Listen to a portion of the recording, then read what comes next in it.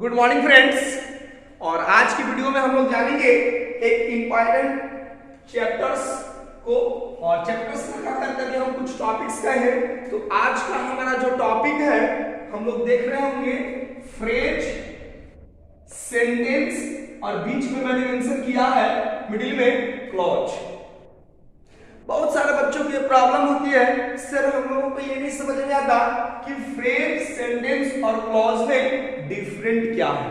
तो दोस्तों ये समस्या की आपका समाधान परमानेंट आज की वीडियो में हो जाएगा। जो उम्मीद है मैं आपको कन्विंस करता हूं कि फ्रेज, सेंटेंस और क्लॉज होता क्या है। तो सबसे पहले हम लोग बात करेंगे कि ये टर्म्स जो है हमारा फ्रेज, चलिए इधर से हम बिगिन करते हैं। फर्स्ट जो है हमारा फ्रेज होता क्या है। तो सबसे पहले फ्रेज क्या है कि ये ग्रुप ऑफ वर्ड्स होता है। याद रखना है ग्रुप ऑफ वर्ड्स, ठीक है, ग्रुप ऑफ वर्ड्स, ठीक है। जब हम सेंटेंस की बात करेंगे तो सेंटेंस भी हमें सिमिलरिटी दिखाई देगा फ्रेज के जैसा। This is also a group of words, group of words, right. तो सर डिफरेंस क्या हुआ दोस्तों? अभी हमने बिगिनिंग किया है, डिफरेंस पता चलेगा कि आपके डिफरेंस है क्या। जो ग्रुप ऑफ वर्ड्स होते हैं हमारे सेंटेंस के भी ग्रुप ऑफ वर्ड्स होते हैं, तो डिफरेंट कैसे पता करें? आइए अब इतना के बाद हम एक एग्जांपल लेके देखते हैं। Suppose when do you go to work? Someone replied me in the morning. In the morning. ठीक है? So did you get answer? Definitely yes. आप कह सकते हो यस, मैं आंसर पता चल गया। मैंने जो सवाल था कि आप वॉक के लिए कब जाते हो, तो किसी ने जवाब दिया सिर्फ इन द मॉर्निंग। तो ऐसा लगता है कि हमें आंसर कहीं ना कहीं मिल गया है और हम सेटिस्फाइड है। जो हमें आंसर दिया गया है से संतुष्ट है। आपको पता चल गया कि वो मॉर्निंग में जो वॉक करने के लिए जाता है, वो वॉक करने का उसका समय क्या है? मॉर्निंग है। एक हम अलग एग्जांपल लेते हैं, where do you go for learning? Someone ने कहा टू स्कूल। आप भी समझ गए होंगे भाई वो कोचिंग क्लासेस नहीं जाता है, ट्यूशन क्लासेस नहीं करता है, वो पढ़ने के लिए और स्कूल को प्रायोरिटी देता है, अर्थात वो स्कूल में जाता है। तो दोस्तों एक एग्जांपल और मैं लेकर के आता हूं। Who are they? They are some students are standing in the ground, and my friend comes to me and asks a question. Hey, friend, tell me, who are they? I tell him some of my students. Some of my students. तो ये जो हमारे पास words दिखाई दे रहे हैं, in the morning to school, some of students, क्या नहीं लगता है कि जो तीन सिचुएशन में लेकर आया हूं आपके पास, ये तीनों सिचुएशंस में जो हमसे क्वेश्चन किया गया है, वो तीनों कंडीशन में अगला व्यक्ति हमसे सेटिस्फाइड है, डेफिनेटली आपका आंसर होगा हाँ। क्यों? क्योंकि पहला सवाल था कि वॉक करने के लिए मॉर्निंग वॉक कब जाता है, वॉक करने के लिए वो कब जाता है, तो आंसर मिला है मॉर्निंग में। वो पढ़ने के लिए कहाँ जाता है? तो स्कूल में। और जो थर्ड सवाल था हमारा, वे लोग कौन है, तो मैं कहा कि हमारे सारे विद्यार्थी हैं। तो दोस्तों हम लोग इस कंक्लूजन पर निकले हैं कि फ्रेज वैसे ग्रुप ऑफ वर्ड्स होते हैं जिसमें ना तो सब्जेक्ट होता है और ना ही फाइनाइट वर्ब होता है, लेकिन उसका एक प्रॉपर सेंस जरूर होता है। आप कंप्लीट सेंस कह सकते हैं, लेकिन आप ये बात का ध्यान रखें कि ग्रुप ऑफ वर्ड्स जिसमें जो मेजर डिफरेंशिएट करने को हम लोग चल रहे हैं, what is difference between phrase and sentence में, तो वैसे ग्रुप ऑफ वर्ड्स जिसमें सब्जेक्ट्स एंड फाइनाइट वर्ब की कमी होती है। अब आप हमसे पूछोगे कि सर सब्जेक्ट क्या है, फाइनाइट वर्ब क्या है? दोस्तों मैंने इस पर कई सारे वीडियो बनाए हैं, आपको आप हमारे बैक वाले वीडियो जो भी है, प्रीवियस वीडियोज को आप प्रायोरिटी दे सकते हैं, आप उसको जाइए। शॉर्टली मैं बताऊं, सब्जेक्ट क्या होता है? परफॉर्मर, डूअर, सेंटेंस में जो वर्क होता है और उस वर्क को जो परफॉर्म करता है वो वाला जो पार्ट होता है सेंटेंस का वो हमारा सब्जेक्ट कहलाता है। फाइनाइट वर्ब क्या होते हैं? तो फाइनाइट वर्ब क्या होता है? जो सब्जेक्ट के नंबर और पर्सन के अनुसार चेंज करता है उसको हम कहते हैं दोस्तों फाइनाइट वर्ब। और इसमें हमारे पास जो भी वर्ब, ऐसे हमें पता है वर्ब के 5 फॉर्म्स होते हैं, V1, V2, V3, V4 and V5। तो जो हमारा V1 फॉर्म है, जो हमारा V2 फॉर्म है, जो हमारा V5 फॉर्म है और ऑल ऑक्सिलरीज है, ठीक है, ये हमारा क्या कहलाते हैं? फाइनाइट। तो वैसे ग्रुप ऑफ वर्ड्स जिसमें सब्जेक्ट और फाइनाइट वर्ब की कमी होती हो, लेकिन क्या उसमें एक प्रॉपर सेंस हो, जिसका कुछ मीनिंग हो। हम इसमें थर्ड पॉइंट बना सकते हैं, हैव सम मीनिंग, उसका कुछ मीनिंग निकलता हो, ठीक है ना। और सेंटेंस क्या होता है दोस्तों कि जब ग्रुप ऑफ वर्ड्स में, ठीक है, हमारे पास क्या था? इन दी मॉर्निंग, ठीक है, जब ग्रुप ऑफ वर्ड्स में, means that group of words को आपने क्या कहा? फ्रेज, ठीक है ना।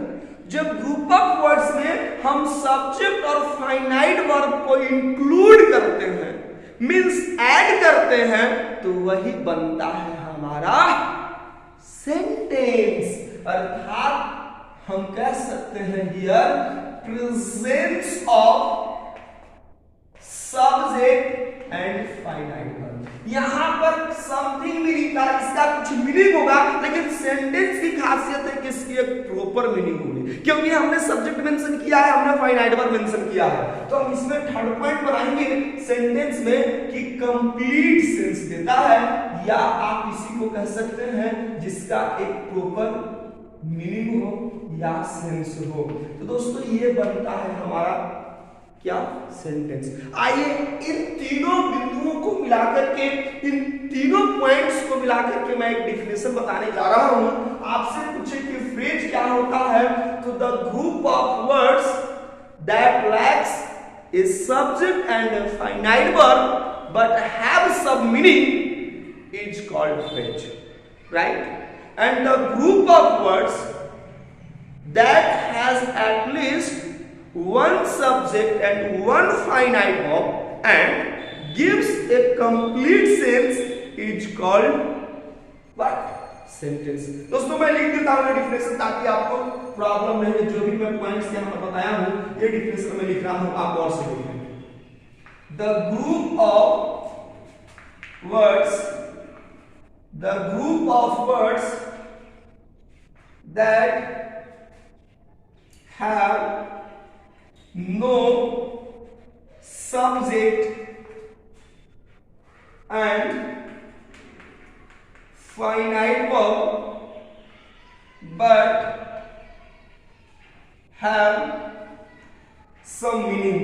उसका कुछ मीनिंग होता है, मतलब निकलता है, मतलब ऐसा निकलता है जिससे अगला व्यक्ति सेटिस्फाइड हो। जैसे हम लोगों ने पूछा, ठीक है, तुम कैसे पढ़ते हो, ऑफलाइन या ऑनलाइन? तो आपको आंसर पता चले, ऑफलाइन बोलते हैं तो पता चल जाता है, ठीक है। तो इसका एक मीनिंग होता है have some meaning is called phrase. इसको हम क्या कहते हैं दोस्तों? हम इसको फ्रेज कहते हैं, ठीक है ना। जो हमारा सेंटेंस का डिफिनेशन होगा, जैसे आप एक एग्जांपल, फ्रेज में एग्जांपल्स, ठीक है। How do you go to school? Someone replies me by bus. By bus. तो दोस्तों ये जो by bus है ये हमारा फ्रेज है, ठीक है, ये हमारा क्या है? फ्रेज है। ये इसमें ग्रुप ऑफ वर्ड्स है, एक बाय प्रीपोजिशन है और दूसरा हमारा क्या है? बस मेरा नाउन है, ठीक है ना। तो जिसमें ग्रुप ऑफ वर्ड्स हो लेकिन सब्जेक्ट या फाइनाइट वर्ब ना हो, मीनिंग कंप्लीट देता हो, बनेगा हमारा फ्रेज। तो आपको आंसर नहीं पता चलता है, अभी कोई आंसर ये कहता है विद्यालय कैसे जाते हो, तो बाय बस वो रिप्लाई देता है, तो you got everything, you don't need to ask any further questions. आपको कोई और क्वेश्चन पूछने की जरूरत नहीं पड़ती है। सेंटेंस की बातें मैं करता हूं। अब हमारे पास इन द मॉर्निंग है, ठीक है, तो जब हम सेंटेंस पढ़ेंगे तो इसमें एक सब्जेक्ट और एक फाइनाइट। चलिए हमने एक एग्जांपल रखता है, ये क्या है मेरा सब्जेक्ट। सब्जेक्ट कैसे है क्योंकि हमको पता है कि मेरा पर्सनल प्रोनाउन है और पर्सनल प्रोनाउन मेरा सब्जेक्ट बनता है। तो ये एक प्रोनाउन है और इसमें हमने इंक्लूड कर दिया वाक्स V5। अभी अपने ने बताया था कि वर्ब का V1, V2, V5 finite verb होता है। तो एक सब्जेक्ट और एक फाइनाइट वर्ब हमने ऐड किया। कहां पर ऐड किए हैं? फ्रेज में। तो जो सब्जेक्ट मींस जो फ्रेज में सेंटेंस और फाइनाइट वर्ब इंक्लूड होता है वह कहलाता है मेरा सेंटेंस। यानी ही वॉक्स इन द मॉर्निंग अब हम कहते हैं दोस्तों, तो ये एक फ्रेज नहीं, एक सेंटेंस बन गया, क्योंकि इसका एक प्रॉपर और कंप्लीट मीनिंग है कि वह सुबह में वॉक करता है। ठीक है, ही वॉक्स इन द मॉर्निंग। तो ये हमारा व्हाट इज दिस आपका सेंटेंस है। ठीक है ना। सेंटेंस की डिफिनेशन हम बताऊं, टू अ स्कूल, यही हमारा क्या है? फ्रेज। इसमें भी यदि हम एक सब्जेक्ट और एक फाइनाइट वर्ब इंक्लूड कर देते हैं, चलिए इस बार हमने भी को लिया था, इस बार मैं दे को लेता हूं। ठीक है, दे के अनुसार कोई हम एक वर्ब सोच लेते हैं। चलिए मैंने एग्जांपल लिया गो, दे गो टू स्कूल। तो they go to school now becomes a sentence. ये हमारा क्या बन गया यार? सेंटेंस। एक और है सम ऑफ द स्टूडेंट्स, ये हमारा क्या है? कुछ फ्रेज है। तो अब ऐसा कोई जरूरी नहीं है कि जो फ्रेज होगा वो सेंटेंस के एंड में होगा, मिडिल में होगा, फर्स्ट होगा, कहीं पर भी कुछ हो सकते हैं। ये हमारे ग्रुप ऑफ वर्ड्स हैं, हमें एक सुटेबल फाइनाइट वर्ब सोचना है और साथ ही साथ कुछ हम रेस्ट वर्ड सोचेंगे तो हमारा क्या बन जाएगा? But sentence. तो some of the student, the mention करेंगे हम लोग यहां पे, सम ऑफ द स्टूडेंट्स। चलिए ये तो हमारा नाउन फ्रेज का पार्ट है, सभी आप समझेंगे। सिर्फ फ्रेज मैं बताऊंगा कि फ्रेज क्या क्लासिफिकेशन किए गए, कैसे क्लासिफाइड किया गया। फिलहाल ये आप समझेंगे ये नॉन फ्रेज का काइंड है। सम ऑफ द स्टूडेंट्स, ठीक है, कुछ विद्यार्थियों में से। चलिए some of the students are what? Think very fast, intelligent. Wow that's great, intelligent. कुछ विद्यार्थी हमारे क्या है? इंटेलिजेंट है। तो अब जो फ्रेज था ये अब सब्जेक्ट का काम करेगा और ये मेरा फाइनाइट वर्ब है, और इसी सब्जेक्ट में सम ऑफ माय स्टूडेंट्स मेरा फ्रेज भी बना हुआ है। ये जो फ्रेज है ये सब्जेक्ट का भी काम कर रहा है, और सब्जेक्ट में चूंकि ये नाउन डोमिनेंट है, ठीक है ना, तो वैसे जो फ्रेज एज ए सब्जेक्ट काम करता है, ठीक है, तो इसको हम लोग कहते हैं नाउन फ्रेज, जो खुद एक नाउन का पार्ट होता है। तो फिलहाल अभी हम समझेंगे कि ये हमारा फ्रेज हो गया, और जब हम इसमें फाइनाइट वर्ब ढूंढा हमने, ठीक है, तो यह बन गया हमारा सेंटेंस। तो दोस्तों उम्मीद करते हैं आपको सब्जेक्ट आपको सेंटेंस और फ्रेज में पहचानने में कोई दिक्कत नहीं होगा। जैसे आप और फ्रेजेस में, जैसे कि bye did of, how did you pass the exam?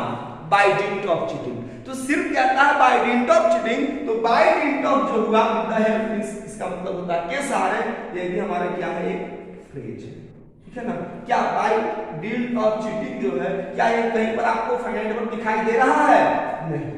लेकिन इसी बाय डिड ऑफ चीटिंग में यदि हम एक सब्जेक्ट जोड़ देते हैं, एक फाइनाइट वर्ब जोड़ देते हैं, चलिए मैं इधर आपको बता रहा हूं।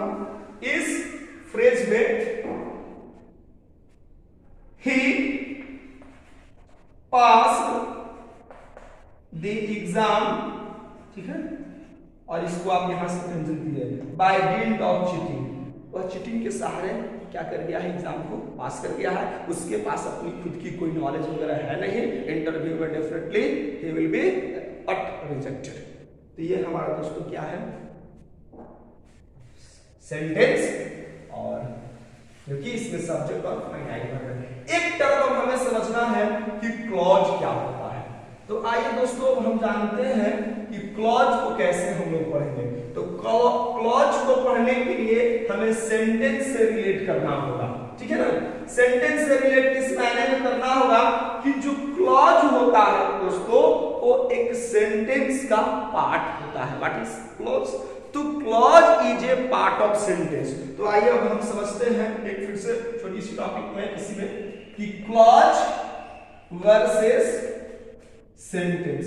अब आपसे पूछा था who is greater than, who is greater among them, इन दोनों में बड़ा कौन है? तो डेफिनेटली क्या होगा? सेंटेंस, क्योंकि सेंटेंस का खुद का एक अस्तित्व होता है, लेकिन क्लॉज सेंटेंस का एक पार्ट होता है। ठीक है, तो अभी हमने एक सेंटेंस लिखा था, he walks in the morning, he walks in the morning। देखिए दोस्तों, he walks in the morning, what is clause? तो क्लॉज को अब ये एग्जांपल के थ्रू समझते हैं। तो क्लॉज को मैंने एक पॉइंट बताया है कि clause is a part of a sentence, is a part of a sentence. Clause क्या होता है? सेंटेंस का पार्ट होता है। दूसरी इंपॉर्टेंट पॉइंट क्या है इसमें कि जो सेंटेंस का पार्ट होता है जिसका खुद का एक सब्जेक्ट और खुद की file contains, contain at least one subject and finite। Easy में भी मैं आपको कन्विंस करता हूं। अब हम आपको समझाते हैं क्या है कि जो क्लॉज है वो सेंटेंस का पार्ट है। ठीक है, और सेंटेंस कहते तो अभी हमारे माइंड में जो भी वर्ड आपके माइंड में सेंटेंस आता है तो पहली आइडिया लगनी चाहिए one subject and one finite verb. Sentence कहे तो पहली जो आइडिया है वो यही माइंड में आपके आने चाहिए, जिसमें एक सब्जेक्ट हो और एक फाइनाइट वर्ब हो। और इसके अलावा क्लॉज तो सेंटेंस का पार्ट होता ही होता है, इसके अलावा उसका खुद का एक subject of its own dimension में कर देता हूं ताकि कंफ्यूजन न हो। इसके अलावा एक खुद की सब्जेक्ट और एक खुद की फाइनाइट वर्ब हो। ठीक है, तो हम कहां तक पॉइंट आ गए कि क्लॉज सेंटेंस का पार्ट होता है। ठीक है, और सेंटेंस का है तो एगो खुद एक सब्जेक्ट और एक फाइनाइट। ठीक है, one subject and one finite. और सेंटेंस के पार्ट के अलावा जिसका खुद का सब्जेक्ट और खुद का फाइनाइट वर्ब हो, यानी कहने का मतलब एक तो सेंटेंस के पार्ट है क्लॉज और उसके अलावा भी एक सब्जेक्ट और एक फाइनाइट वर्ब है। तो बातें हम लोगों ने समझ लिया कि क्लॉज होने के लिए मिनिमम जो रिक्वायरमेंट है दोस्तों, मिनिमम 2 सब्जेक्ट्स और 2 फाइनाइट वर्ब। ये मिनिमम रिक्वायरमेंट है क्लॉज होने के लिए। क्यों? क्योंकि सेंटेंस का पार्ट है, उसके अलावा खुद का एक सब्जेक्ट और खुद का फाइनाइट वर्ब है। तो आइए अब हम देखते हैं, he walks in the morning, he is the subject first, walks is the finite verb, V5 form already called finite verb। अब मैं इस सेंटेंस को क्लॉज बनाने जा रहा हूं। ठीक है, तो क्लॉज फॉर्मेशन की जो बेसिक फॉर्मेशन किए जाते हैं क्लॉज, वो 2 तरह से किए जाते हैं क्लॉज का निर्माण। सबसे पहले होता क्या है क्लॉज में कि आप किसी वर्ड को रिप्लेस करके कर देते हो, तो बाय रिप्लेसमेंट। और दूसरा जो मेथड है क्वालिफिकेशन, चलिए क्वालिफाइंग मेंशन कर रहा हूं, क्वालिफाइंग, किसी वर्ड को क्वालिफाई करा देते हैं। क्वालिफिकेशन भी मेंशन कर सकते हैं, चलिए मैं फिर से क्वालिफिकेशन में राइट दूंगा। ठीक है, क्वालिफिकेशन। ठीक है ना, तो आप क्लॉज बनाने के लिए 2 मेथड्स हैं। क्या कौन से मेथड्स हैं? या तो आप किसी वर्ड को रिप्लेस करके, रिप्लेस 2 ही किया जा सकता है दोस्तों, एक नाउन और नाउन के ही प्लेस पर वर्ड इस्तेमाल होता है जिसको हम कहते हैं प्रोनाउन। तो आप किसी नाउन को रिप्लेस कर सकते हैं। क्वालिफाई कराएंगे क्या? क्वालिफाइंग वर्ड एडजेक्टिव होता है, एडजेक्टिव क्वालिफाई करता किसको है? तो फिर से बातें आएंगी किसी नाउन या प्रोनाउन।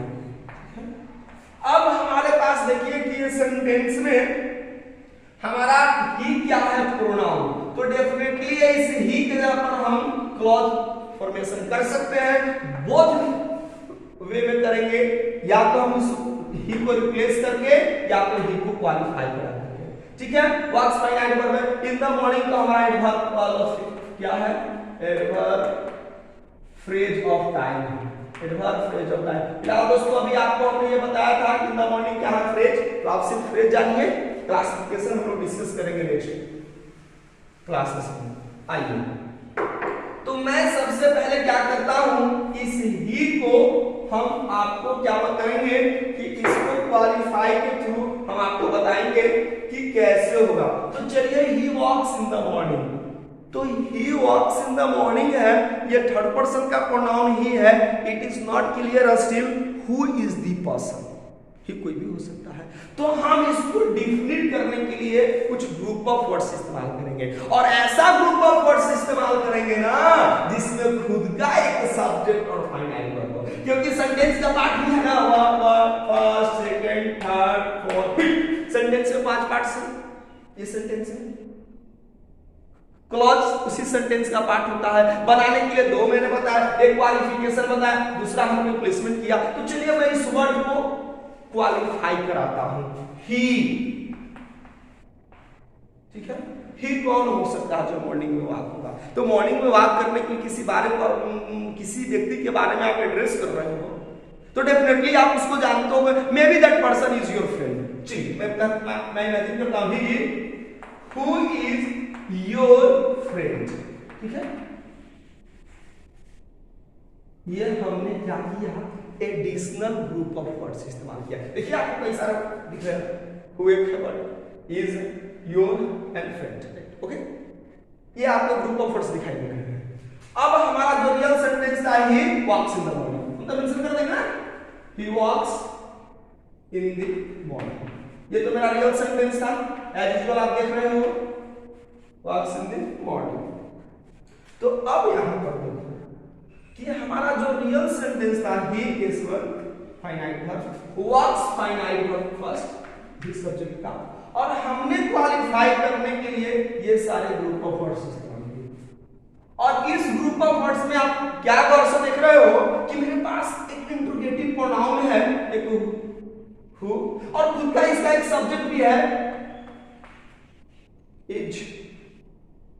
मैंने यही तो बताया था कि वैसे सेंटेंस का पार्ट जिसका खुद का एक सब्जेक्ट और एक फाइनाइट वर्ब हो, तो वैसे ही सेंटेंस के पार्ट को क्या कहते हैं दोस्तों, क्लॉज।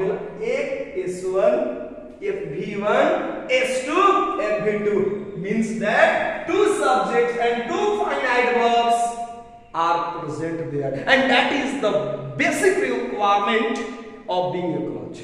अरे ही तो था दोस्तों, एक क्लॉज होने के लिए न्यूनतम रिक्वायरमेंट, कम से कम।